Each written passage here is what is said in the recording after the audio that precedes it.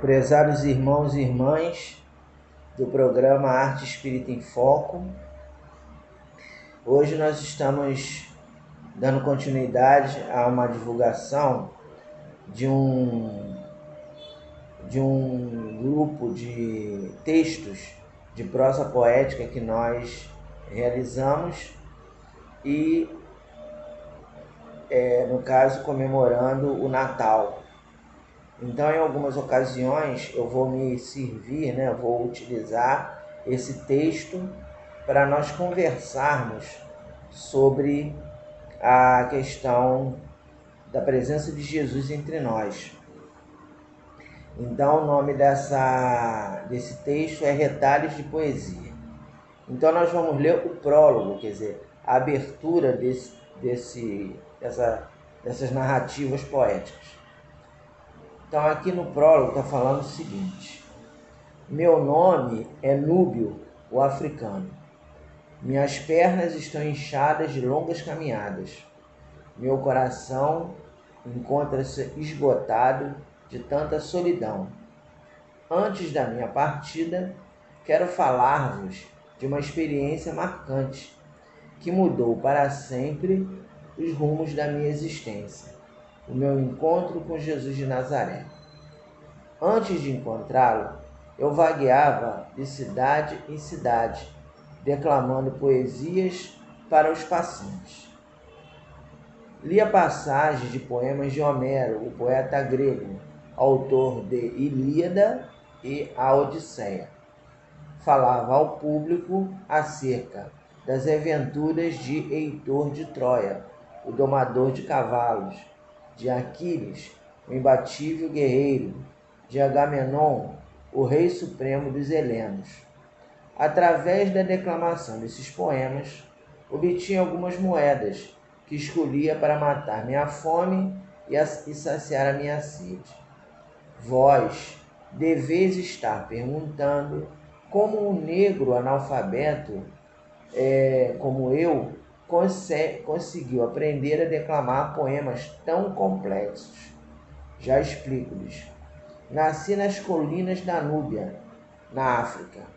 Cresci livremente nas selvas africanas, convivendo com animais selvagens, caçando, dançando, guerreando. Certo dia, minha tribo entrou em guerra com lanceiros da terra de Olodum, que invadiram nosso território e queimaram nossas plantações. Perdemos a guerra e os vencedores nos escravizaram. Na condição de cativo, trabalhei arduamente para o Soba, que se tornou meu dono. Num final de tarde, mercadores árabes passaram por aquelas terras distantes e mostraram-se interessados em adquirirem homens fortes para o serviço das galés, navios mercantes que cruzavam oceanos levando peles, azeite, tâmaras, diversos produtos. O Soba que me escravizara indicou-me.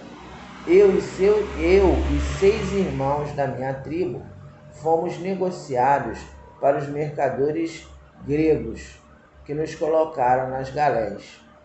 Durante o período que trabalhei no navio, aprendi o idioma grego, até que numa noite, uma terrível tempestade naufragou o navio. Eu tive sorte. Consegui nadar até uma praia deserta e consegui sobreviver. Não sei se houve outros sobreviventes. Livre, saí andando pelas planícies gregas, até que atingi algumas cidades. Numa delas, encontrei Arquimedes, o filósofo. Ele era um velhinho simpático e bonachão, que não me tratou como escravo. A partir daquele nosso encontro, acompanhei-o em diversas viagens que realizou na condição de serviçal. Arquimedes visitava diversos centros de estudos, escrevia pergaminhos, era dramaturgo, escrevia comédias e tragédias gregas. Bondoso ensinou-me a ler e a escrever, apresentando-me livros importantes da sua vasta biblioteca. De tanto ler e admirar Homero, consegui memorizar diversas passagens de suas obras. Antes de morrer, Arquimedes deu-me carta de alforria e disse-me: Núbio, aproxima-se um tempo de renovação para a humanidade. Após a minha morte, viaje para as terras da Palestina e aguarde o nascimento de um poeta divino, maior que Homero, maior que todos os poetas que já nasceram ou nascerão na face da terra. Tu, que és um poeta declamador, precisas conhecer a essência da poesia deste homem, para que encontres o perfume da verdadeira sabedoria. Vá, africano, vá ao encontro deste poeta. Arquimedes morreu, cremei-o e joguei suas cinzas no mar. Durante a dispersão de suas cinzas, ainda ouvia sua voz que me dizia: Vá, africano, vá ao encontro deste poeta. Munido da carta de alforria que ele me fornecera, viajei até a Palestina e aguardei. Esperei a vinda do poeta divino, e um dia o encontrei. Não sou seu discípulo, não posso designar-me cristão. No entanto, eu absorvi a essência da sua poesia e quero declamá-la antes de morrer. Minhas pernas estão fracas e inchadas. Meu coração esgotado bate muito devagar. Aqui nesta caverna onde me encontro, de frente para o mar, existem frutos, mel e gafanhotos. À noite, acendo uma fogueira à entrada da caverna e aqueço-me. Os morcegos, com medo do fogo, ficam longe. Os animais selvagens não se aproximam. E eu durmo e sonho com Jesus de Nazaré. Antes de morrer, declamarei o seu poema. Bem, meus irmãos, então é o prólogo de um texto, né? Como nós falamos, é uma prosa poética intitulada Retalhos de Poesia. E aí, ao longo do ano, a gente de vez em quando vai ler alguma página e comentar com vocês. Bom, o que a gente pode tirar dessa questão aqui? Eu vou colocar para vocês um exemplo pessoal, não com o objetivo de querer me exaltar, de querer me colocar como uma pessoa já evoluída. Mas a nossa temática de hoje é como encontramos Jesus, né? Quando se dá o nosso encontro com Jesus. E o meu encontro com Jesus se deu da seguinte maneira. Lógico que foi através da doutrina espírita, mas de que maneira que isso ficou de forma mais concreta? Em 1986, eu estava há 2 anos na doutrina espírita. Eu já era espírita há 2 anos. E aí eu encontrei um rapaz, estava trabalhando numa clínica odontológica. Vocês sabem, quem acompanha aqui meu canal, sabem que eu já trabalhei como odontólogo em determinado período da minha vida. E aí eu estava numa clínica odontológica, ainda não tinha consultório próprio, trabalhava em clínica, e chegou lá na clínica um menino de rua com o dente muito cariado e me pedindo para extrair o dente. Falou assim: tio, eu estou com muita dor, já andei aí no Miguel Couto, já fui no Salgado Filho, já fui em vários hospitais públicos e não consegui extrair. Será que o senhor podia extrair para mim? Aí eu fui conversar com o dono da clínica. O dono da clínica falou assim: olha, você pode extrair, só que eu vou descontar do teu salário, que eu não estou aqui para fazer caridade, que não é instituição de caridade, não é instituição filantrópica. Então, se você extrair o dente dele, você vai pagar a extração.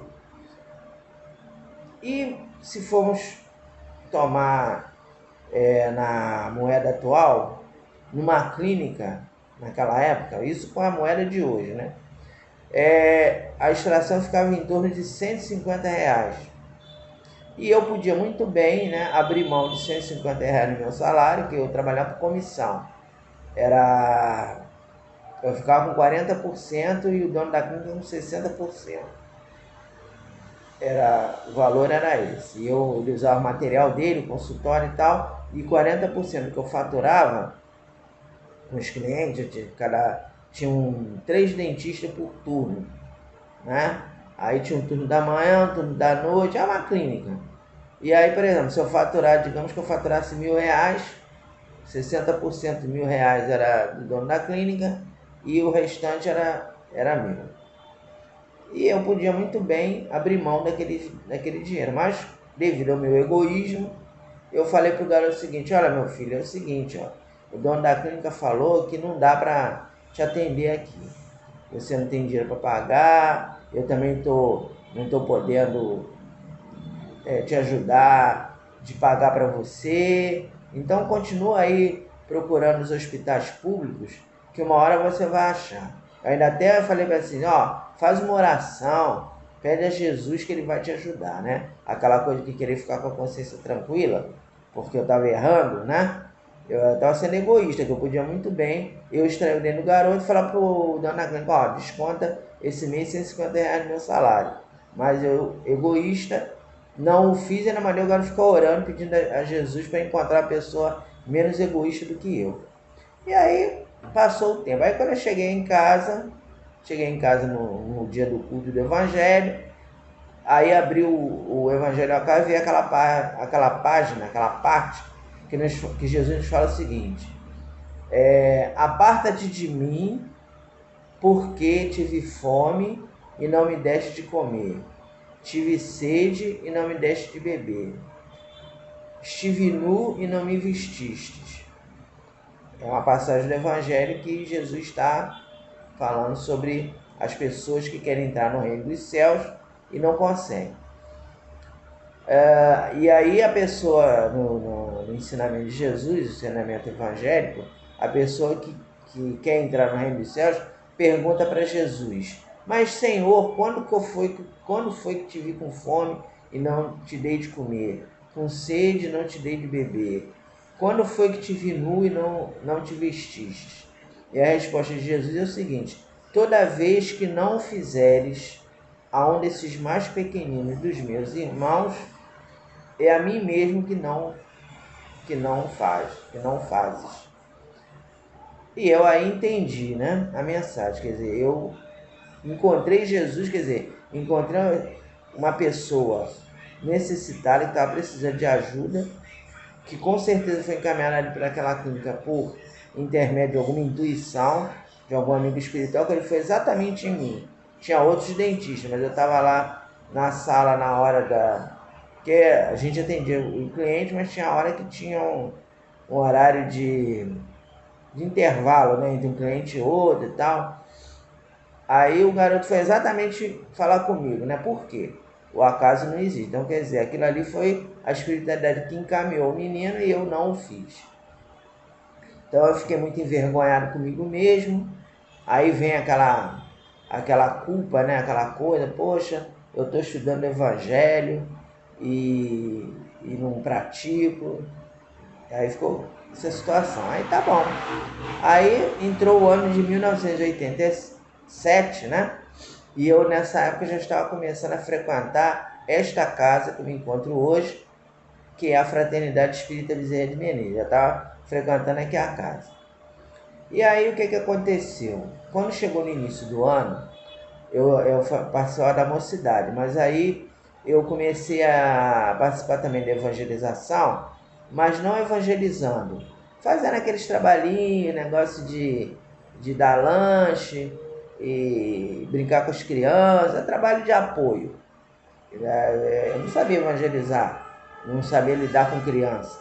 E aliás, eu sempre tive dificuldade de lidar com criança, eu não tinha muita afinidade com criança. Aí como tinha um trabalho lá, eu falei assim, eu vou tentar ver se eu consigo a me afinizar mais com criança e tal. Então, aí comecei. Aí quando chegou em fevereiro, o rapaz falou assim, olha, eu vou me casar e eu vou tirar 15 dias de lua de mel. Você segura aí para mim durante 15 dias, que quando eu voltar, a gente retoma o trabalho normalmente. Eu aceitei, né? Considerando que ele iria retornar. Ele não retornou mais, nunca mais apareceu no centro. Aí de vez em quando eu encontro ele aí por aí, mas não sei nem se ele é espírita mais. respeito a decisão dele e tal, mas, enfim, cada um tem o seu livre-arbítrio. Então, eu fiquei nessa situação de evangelizar ou não. Aí eu peguei, conversei com as outras evangelizadoras, eram ele de homem e as outras eram meninas. Aí eu falei assim, olha, o fulano não vem mais. Aí elas falaram, então se ele não vem, a gente também não vai vir mais, não. Não, porque essas crianças são muito... Você vai ver, você vai se meter com essas crianças, você vai ver. Só o fulano que ele tem um jeitinho lá, que eles obedecem a ele, mas eu não estou com paciência para trazer esses garotos, não. É tudo um bando de favelado, esses garotos mal educados, que falam palavrão, tanto aqui. Eu, se fosse você, não evangelizava. Aí eu fiquei na dúvida, falei assim, bom, eu vou tentar, vou ver se eu consigo. Aí, no primeiro dia de evangelização, chegou aquele monte de criança. Naquela época tinha aqui na casa em torno de 60 a 70 crianças na evangelização, né? Mas eram divididos por várias turmas, né? Tinha a turma do maternal, do primeiro ciclo, segundo ciclo e tal, porque tinham outros evangelizadores, e eu ficava no apoio. Ficou todo mundo na mesma turma, ficou todo mundo junto. Aí perguntaram, cadê o tio fulano? Cadê a tia fulano? E não sei o que. Aí eu falei, olha, agora eles não vêm mais, e eu fiquei, e a gente vai fazer um trabalho aqui esse ano, eu e vocês. Aí eles realmente eram, assim, eu não vou falar que as crianças eram difíceis, porque a questão é, eu não sabia evangelizar, eu não sabia lidar com as crianças. Então não vou ficar botando a culpa nas crianças, porque as crianças é isso, criança é aquilo. Não, eu não sabia lidar com as crianças. Então aí ficou aquela confusão, aquela coisa, eles brigando. E aí na época, uma pessoa da diretoria falou assim, olha, é melhor você vamos acabar com a evangelização. Você não sabe evangelizar. Você está sozinho aqui com esse montoeira de criança aqui dentro. Fica uma confusão, uma bagunça. Melhor vamos deixar. Aí depois, uma outra ocasião, quando tiver mais pessoas, né? Você fica... A gente retoma esse trabalho depois. Agora não dá, porque tem muita... Enfim, você não sabe fazer o trabalho, você é muito inexperiente, você está começando na doutrina. E aí eu concordei com a pessoa, falei, é melhor mesmo. Aí ficou naquela expectativa, né? Que no outro sábado eu ia comunicar às crianças que não ia ter mais evangelização. Que ia falar, gente, acabou a evangelização, depois quando tiver a gente retomar, a gente avisa vocês. E fui para casa, fiz o meu culto do evangelho. E caiu a mesma página. Tive fome e não me deste de comer. Tive sede e não me deste de beber. Estive nu e não me vestiste. E a pessoa perguntando, e Jesus respondendo, quando não fizeres a um destes mais pequeninos dos meus irmãos, é como se a mim mesmo não fizeste. Então eu entendi que aquilo ali era um recado da espiritualidade para que eu mais uma vez não adiasse o meu encontro com Jesus. O que significa encontro com Jesus? Significa a oportunidade que a espiritualidade nos concede de assumir um trabalho voltado para o amor ao próximo, de você se voluntariar em alguma tarefa que você possa ajudar o próximo, que você possa envolver os semelhantes. Então essa é a tarefa, é isso que Jesus recomenda, né? Que a gente realmente estabeleça um processo no qual nós nos encontremos com o nosso semelhante. Aí quando chegou no outro sábado, as crianças falaram assim, ué tio, eu ouvi dizer aí que vai acabar com a evangelização. Aí eu falei, não vai acabar não, a gente vai continuar, vamos continuar. E aí mas aí quando chegou a tarde na reunião pública, aí a pessoa da diretoria falou assim, ué, você não vai acabar com a evangelização não? Eu falei, não, eu vou tentar continuar. Aí, ué, mas você não sabe? Bom, eu não sei, mas vou aprender. E aí eu passei um ano lutando para aprender.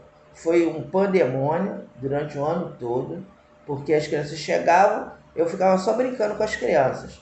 Aí, primeiro, assim, contava história, né? Mas eu não sou contador de história, naquela ocasião eu não sabia fazer isso.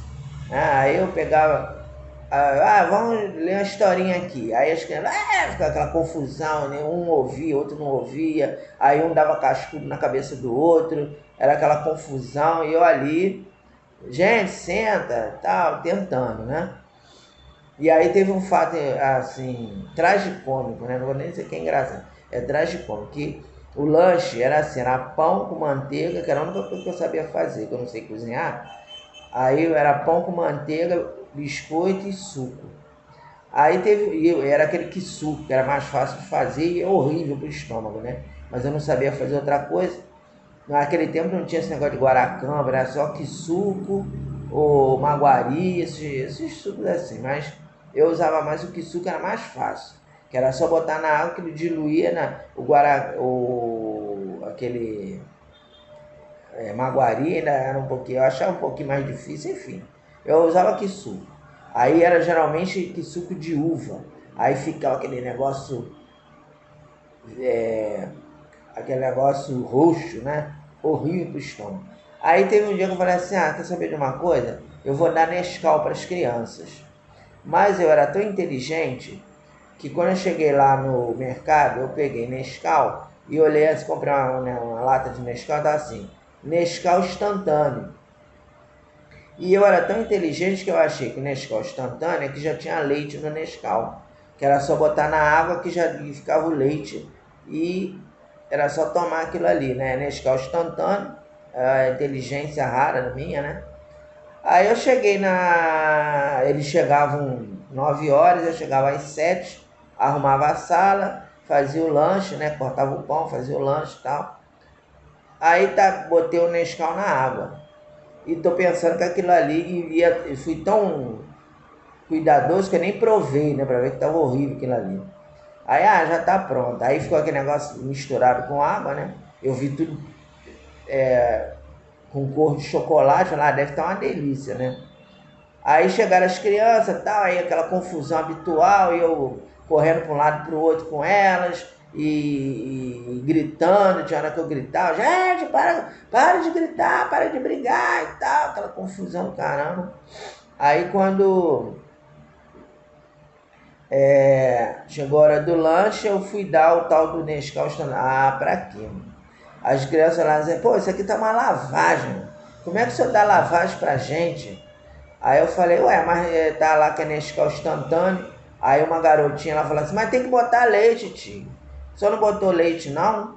Aí eu falei, realmente não botei leite. Aí eu falei, gente, desculpa, hoje só tem pão. Aí joguei aquele monte de água com Nescau, né, fora. E para vocês verem como é que eu era habilidoso com criança, né? Eu não sabia que tinha que botar leite no Nescau. Eu não tinha hábito de tomar Nescau, eu tomava vitamina. Minha mãe, na época que minha mãe só me dava vitamina, que eu estava na faculdade. Não, eu já tinha terminado a faculdade, mas minha mãe tinha o hábito de me dar vitamina e eu só tomava vitamina.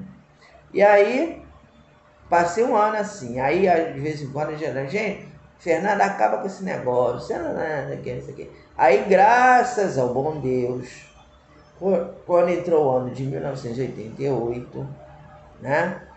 Eu também fiz o CIP-CIPOM, que era CIP-CIPOM é o seguinte, é curso intensivo para evangelizadores e curso intensivo para orientadores de mocidade. Aí eu conheci a Darcy e conheci a Acácia, que eram duas pessoas assim, que são referências no movimento espírita. A Acácia, inclusive, já desencarnou, né? E ela falou, não, meu filho, continua e tal. Eu até fiquei um tempo trabalhando com ela. Conheci também a Isaura Kaufmann, a minha amiga aqui da Casa de Jesus também, que deu maior força, me deu apostila. Falou assim, olha, eu só não vou lá evangelizar com você, que eu estou muito assoberbado, mas não desiste, continua. E aí me dava apostila e tal. Aí eu fui pegando um jeitinho mais ou menos, mas sempre enrolado, né? Aí, graças ao bom Deus, em 1988, eu conheci minha esposa. A gente começou a namorar. eu falei para ela das minhas dificuldades, ela falou assim, eu vou lá te ajudar. E aí, a partir do momento que a Lucy começou a me ajudar, aí que eu consegui começar a fazer alguma coisa com a criança. Porque a Lucy tem muito jeito com criança que eu não tenho. Aí a gente dividia a turma em dois. Ela ficava com os menores, as crianças abaixo de 10 anos, eu ficava com os maiores acima de 10 anos. E até a pandemia, a gente manteve esse trabalho. Infelizmente, nós não conseguimos retomar ainda, mas até a pandemia nós mantivemos. Então, o meu encontro com Jesus foi desse jeito. Foi assim que eu encontrei Jesus, me esforçando no trabalho. Então, eu gostaria de desejar um feliz ano novo e um ótimo Natal para todos e recomendar a vocês que quando vocês estiverem com alguma dificuldade, busquem Jesus. Jesus, ele precisa ser encontrado a partir do momento que nós nos esforçamos para estar ao lado dele. Que ele nos abençoe e que no próximo ano nós mantenhamos esse encontro com ele. Fique na paz e que ano que vem a gente esteja junto novamente. Que a paz de Jesus nos abençoe.